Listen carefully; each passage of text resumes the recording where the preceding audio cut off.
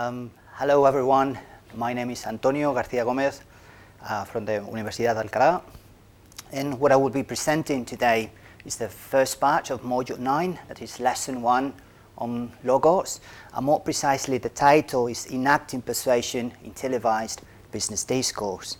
But before that, let me just show my presentation at a glance. Let's just show the outline of the module. First, I will say a few introductory words about the topic. Then I will discuss some key concepts, let's say persuasion, reality television, and business discourse. Then I will move on to the method, the aim and the data, and most of my presentation will be devoted to analysing some of the most significant social influence tactics a panel of British and Spanish business experts use in negotiations, in business negotiations. And then I will bring my presentation to an end by drawing some relevant concluding remarks. All right, let's not wait for the grass to grow. You probably remember from Module 9, the introduction to persuasion, that there are three modes of persuasion, that is ethos, logos, and pathos. Let's go over these three concepts in more detail. Ethos is an appeal to ethics. It's a means of persuading others, just showing the credibility of the speaker.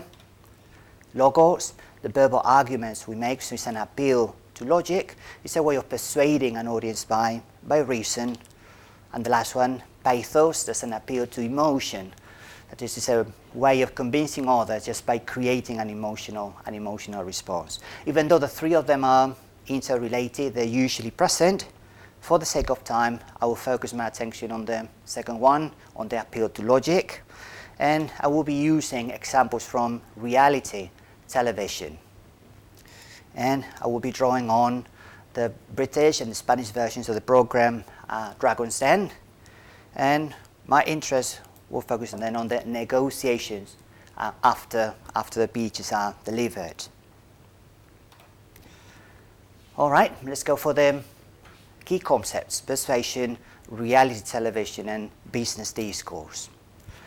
With regard to persuasion, considerable attention has been given over the past decades to persuasive communication and manipulation, specifically just to evidence that persuasive discourse and manipulation are complex processes that are connected to epistemology, method, and theory.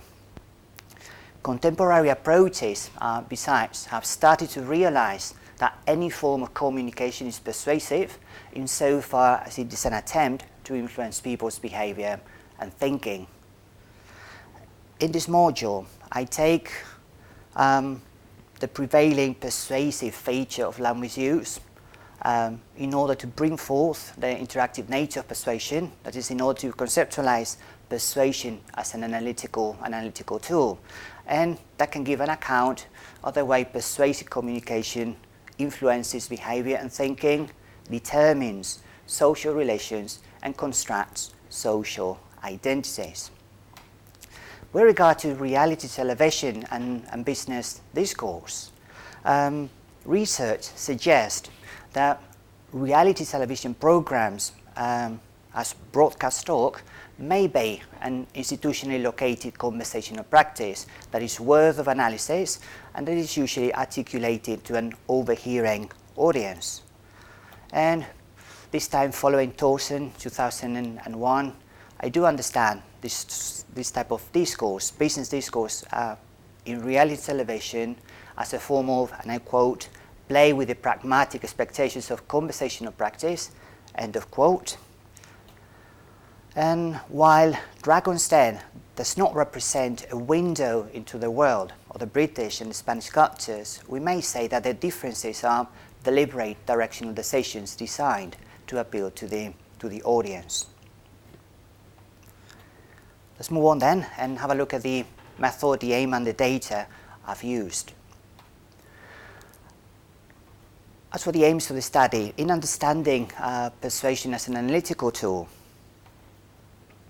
I try to throw light on how persuasion is enacted in reality television, as I said, just by analysing televised entrepreneurial business discourse. And I use both a quantitative and a qualitative method just to examine in detail the social influence tactics a panel of British and Spanish business experts employ just to reach agreement. And in order to do so, on the one hand, I look at turn structure of the interaction in order to measure the impact of specific social influence tactics and the influence on the entrepreneurs. And on the other hand, I try to answer some basic questions about what communicative persuasive actions business experts or the dragons perform. That is, how business experts try to persuade the entrepreneurs to comply to their request as a condition to invest and become partners.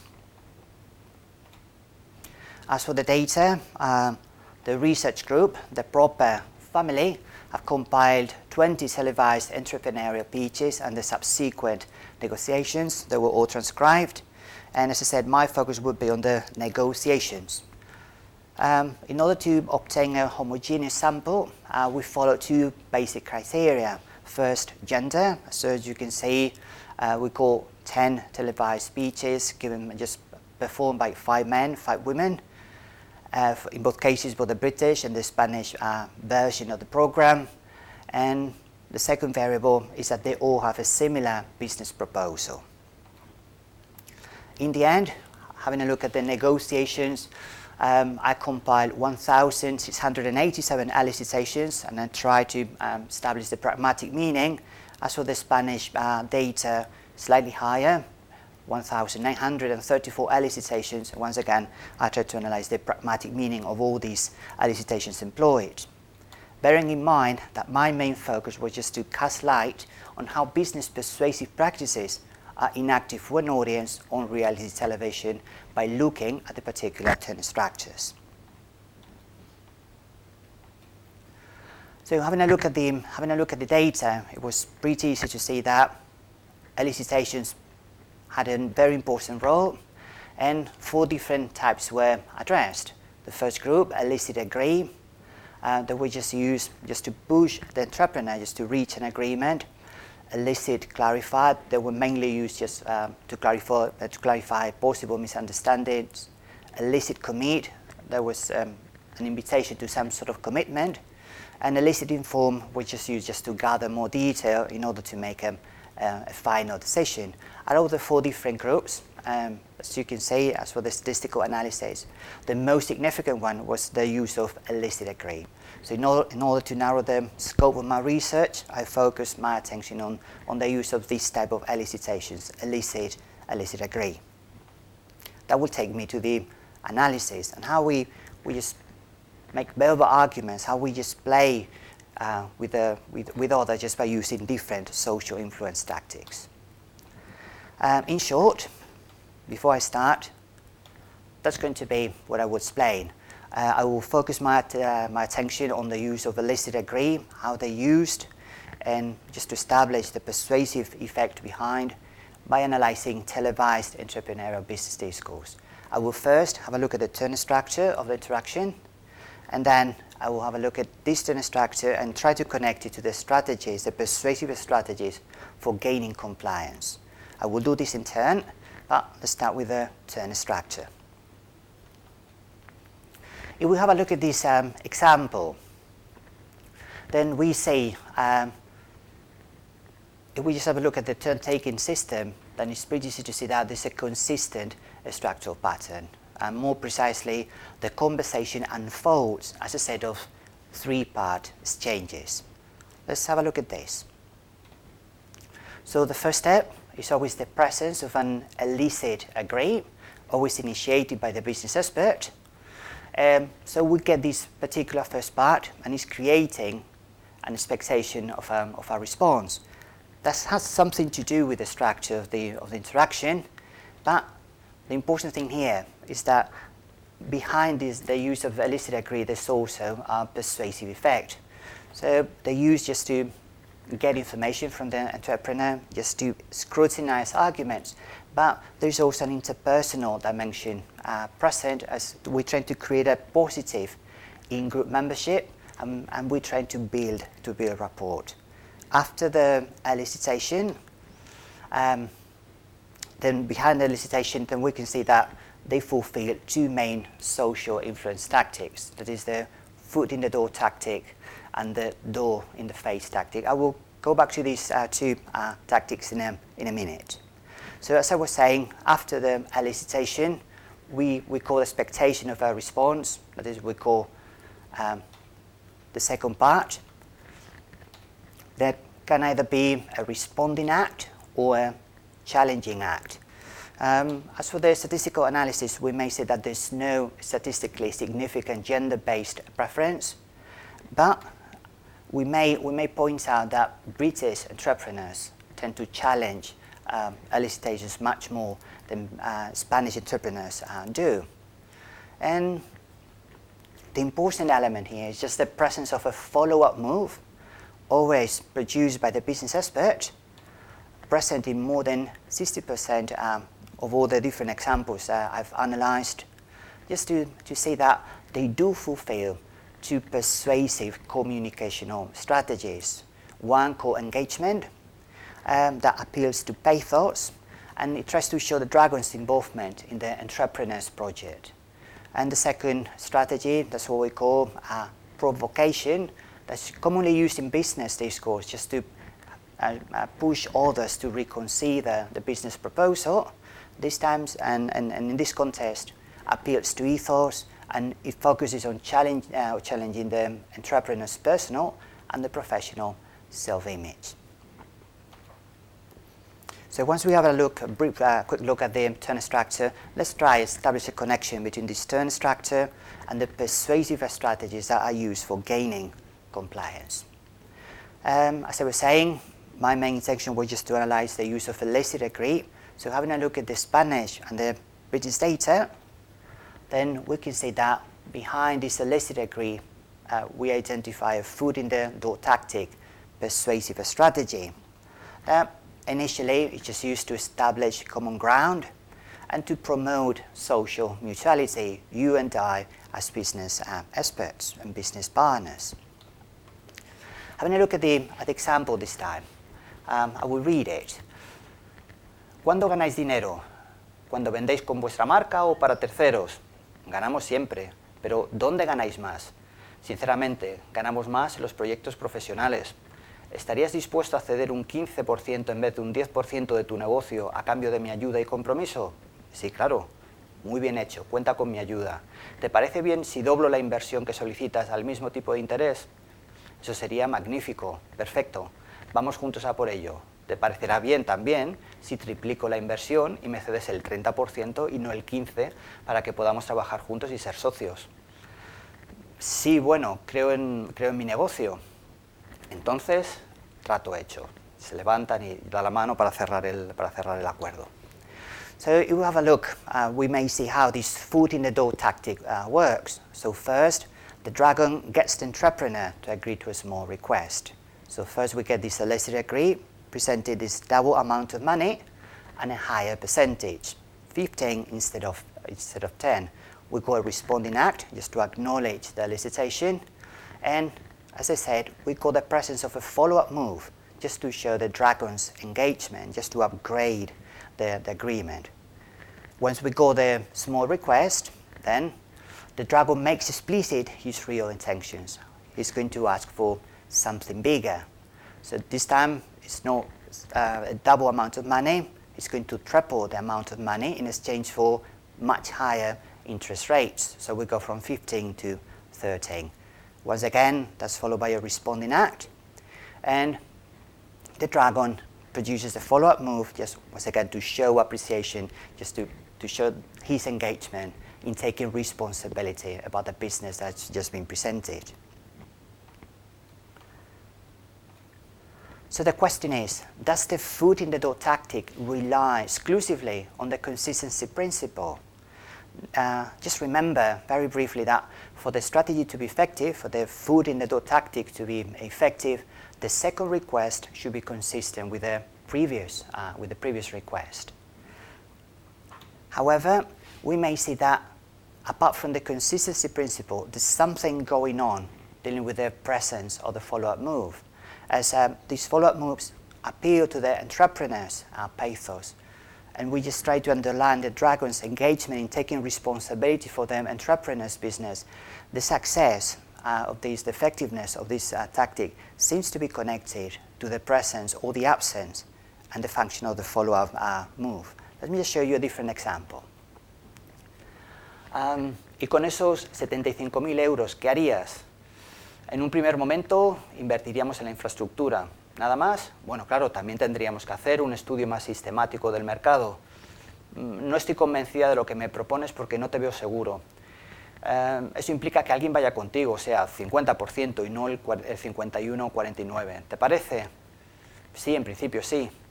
Chico listo, ¿ves viable una inversión de 38.500 euros por la mitad de lo que solicitas? Sería un buen comienzo, mejor de lo que la propuesta merece. Voy a redondear, ¿aceptarías 50.000 euros por el 49% que tanto querías?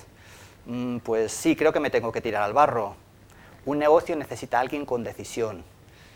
¿Hacemos trato? Bueno, pues yo creo que sí. Un negocio necesita otra personalidad diferente a la tuya. ¿Trato? Voy a pasar, estoy fuera. Notice that this time we go a very similar structural pattern. The conversation unfolds as a sequence of three-part exchanges. We go exactly the same small request. It's also based on the consistency principle. All the requests generate compliance responses. However, the foot in the door tactic fails. If we go to the use of the follow-up move, then we may have an answer for that. As this time the follow-up move is focused on provocation. That's appealing to the dragon's ethos. So this is a very common business strategy that aims to challenge entrepreneurs to reconsider the business objectives. However, in this particular context, it backfires as it establishes the dragon's credibility to the detriment of the entrepreneur's self-image. Let me just read this third example coming from the British data. Right, what does it cost to make a box like this? It cost me £4.55 to put the box together like that, and I sell to Harvey Nichols at £7.50, and they retail for £14.95. Not bad. What would you say if I offer you 1/3 of the money in exchange for 20%? Well, that would be great. I like your idea. We can make a great team. What would you say then if I offer you half of the money in exchange for 49%? I prefer your first offer. Your business has an extraordinary potential and I want to be part of it. Would you accept my offer? 49% is too much. Let me help you. Trust me. Would you accept them? Yes, well, yes, I'm interested. I knew you'd do the right thing. Well done. So notice how this time the foot in the door tactic does not rely exclusively on the consistency principle, as the second request has nothing to do with the first one. The principle cannot be said to be present. So the tactic may be said to be faulty. However, if we have a look at the follow-up moves, we can say that they all focus on engagement, always appealing to the entrepreneur's pathos, and try to contribute to construct an in-group entrepreneurial social identity, you and I as business partners. And in the end, they reach an agreement. If we move on to the second tactic, the door in the face tactic, then it may be said that this tactic was just identified in the British data, and the main aim was just to claim common ground just by assessing the proposal positively. And once we got this positive appraisal, then the dragon addresses a negative feature, a shortcoming of the business that would just help the negotiation just to get the same product for less amount of money. Let's have a look at this example. I think you're fantastic. What you've done is absolutely fantastic, and not just anyone can build a business and build a business. And if they really work hard and are really excited about it, but I'm not convinced that this business will really make enough money worth to me a return. But I'm going to make you an offer. What will you say if I offer you half of the money and I ask for 1/3 of the business? I know this is not good enough. Think you're wrong, but would you accept if I offer you all the money in exchange for 1/3 of the business? well, that's too much. I think you're wrong again. So don't want to accept. No, I feel that it will not be correct. Fair enough, I'm out. So this time we have a look. Then we identify the door in the face tactic. That is the dragon precedes the presentation of the focal piece of information he wants the entrepreneur to agree with by a larger request that is bound to be refused. So as you see in the example, we call the elicited agree with this positive evaluation of the product and the shortcoming that will create the need for negotiating the economic offer. As expected, then the first proposal is challenged, but if we have a look at the structure, then the follow-up is just fulfilling the function of provocation. It's appealing to the dragon's ethos and questions the entrepreneur's professional objectives, business knowledge, and self-image. And that will provoke that the conversation ends and then the dragon is out. Let's have a look at one more example. Talk to me about the supply chain of this. How much does it cost you to actually manufacture? It costs 46 pence cost. I sell it to a wholesaler of 87 pence plus VAT. Then they sell it onto a retailer at £1.25 plus VAT. You can't drag your pieces down without having a huge manufacturing facility to manufacture your product. Here's my offer. I'm going to offer you the full system, but I would like 40% of the business. Agree? I only offer 20%. You want me out then? You haven't managed to convince me or excite me. I very much doubt it is going to be a big business, but I can make it work. Would you say no twice to £60,000 in exchange for 40%? Sorry, you don't know what you're talking about. You really need me, and I know I'm worth more. I'm going to offer you 80,000, but I want 40% of the business. What you say now? I would like to accept your offer, but I can't. I'm out. So once again, we got a very similar strategy. We see how elicit agree fulfills this door in the face tactic. We got the same amount of money he asked for, but he demands double percentage. As expected, that's challenge, but once again, the follow-up move is just based on provocation. So it's appealing to the dragon's ethos and publicly denounces the entrepreneur's lack of knowledge or ability to make the right decisions. In the end, they reach no agreement. All right, let's just bring my presentation to an end just by drawing some of the concluding remarks. So this module has delved into social influence techniques used by a panel of English and Spanish experts. And I just try to highlight the key structural patterns in exerting interpersonal influence.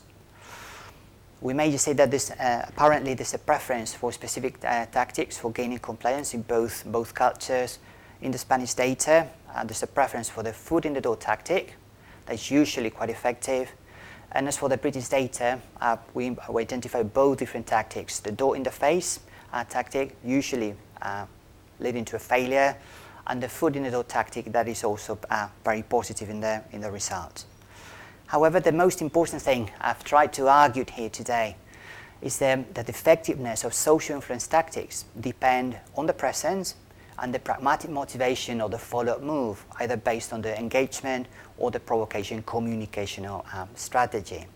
And as you can imagine, this has direct implications from the under-researched field of entrepreneurial coaching and mentoring, as that can be very useful just for people to learn how to negotiate a business contract. And that's the end of the module, lesson 1, based on logos.